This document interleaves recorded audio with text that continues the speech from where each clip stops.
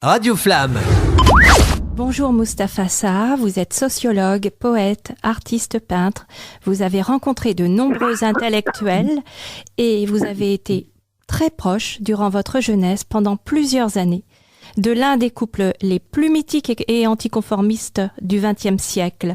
Je veux parler de Jean-Paul Sartre et Simone de Beauvoir. La vie était-elle un long fleuve tranquille entre ces deux philosophes écrivains qui, disait-il, s'aimaient d'amour et de littérature? Je voudrais dire juste dans quel contexte j'ai rencontré Sartre. Je les avais rencontrés quand j'étais lycéen. Ils avaient donné une conférence au lycée de Ville-le-Grand et puis Simone de Beauvoir m'avait donné l'adresse, m'avait demandé de le contacter et j'étais tellement intimidé que je les avais jamais recontactés jusqu'en mai 68. En mai 68, j'ai 18 ans et donc à partir du 15 mai, il y a la deuxième occupation de la Sorbonne et du théâtre de l'Odéon. Entre-temps, il y a eu une mésaventure. Lui, Aragon, que j'ai bien connu, est venu apporter son soutien aux étudiants. Il s'est fait très mal accueillir. Mascolo, qui était un ami de Sartre, qui était l'un des deux maris de Marguerite Duras, qui vient me voir. On devait créer le 18 mai le comité d'action étudiants écrivains avec des gens comme Maurice Blanchot, etc. Et donc, il me dit, voilà, Jean-Paul Sartre, il voudrait intervenir dans la Sorbonne occupée par les étudiants, mais il ne faudrait pas qu'il reçoive le même accueil pratiquement traumatisant qu'avait eu lui Aragon. Et donc moi je monte tout de suite un petit comité autour de moi et pour préparer son passage. Le 20 mai, il est intervenu, il a fait un passage, une intervention historique, mais historique, dans le grand amphithéâtre de la Sorbonne. Il y avait 20 000 personnes qui se pressaient dans la cour, dans les rues adjacentes, etc. Voilà. Par la suite, je suis vraiment devenu un intime du couple. C'est moi qui les accompagnais. Chaque année, ils possédaient un appartement à Rome où ils se retiraient tous les étés. La dernière fois, c'était en 1978, ça veut dire 2 ans avant la mort de Sartre. Par la suite, je me suis aperçu que cet aspect d'humanité chez eux n'a pas été développé. Il y a eu de très très bonnes biographies de Sartre et de Simone de Beauvoir, mais sauf cet aspect, peut-être qu'il fallait être un intime pour voir la qualité de près, pour voir la qualité de leur âme. Est-ce qu'ils étaient en compétition l'un et l'autre parce que bien sûr deux brillants philosophes et écrivains, est-ce qu'ils étaient en compétition? Ils n'étaient pas en compétition, mais ils se disputaient affectueusement tout le temps, devant moi en tout cas. Et donc, au contraire, il n'y avait pas de compétition intellectuelle parce que dès le départ, les champs qu'il labourait, littéraires, philosophiques, de part et d'autre, étaient totalement différents.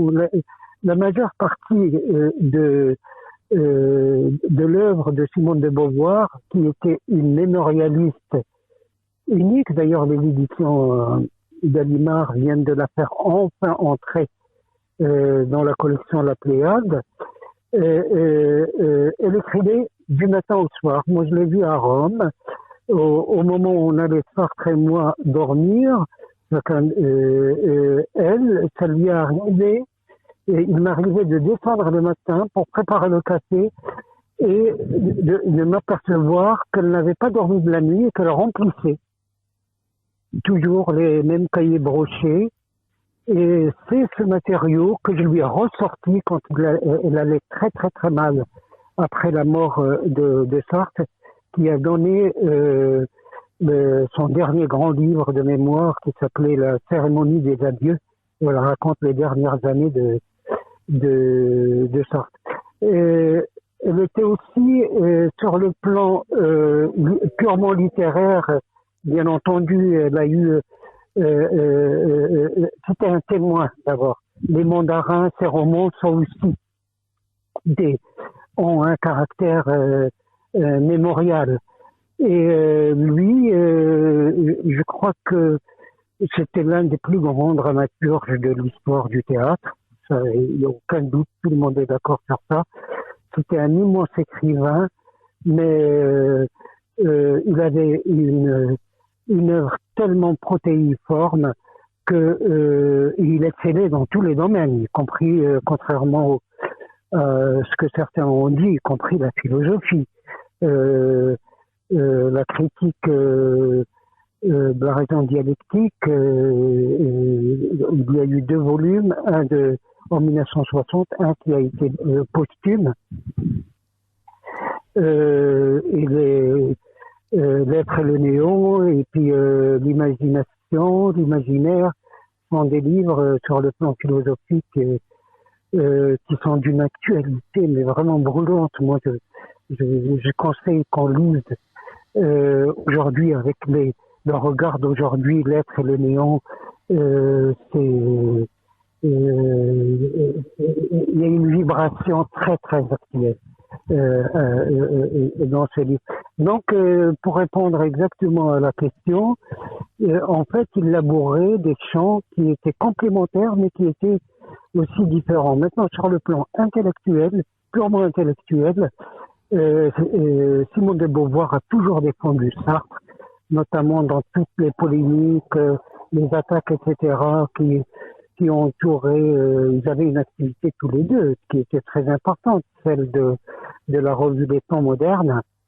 Et il faut voir que Sartre a été injuste avec certains, avec Albert Camus, avec Merleau-Ponty, Maurice Merleau-Ponty, et dans les ruptures, dans ces ruptures énormes, fondamentales, décisives, déchirantes, Simone de Beauvoir prenait toujours le parti de Sartre, et c'est elle qui montait en première ligne pour le défendre.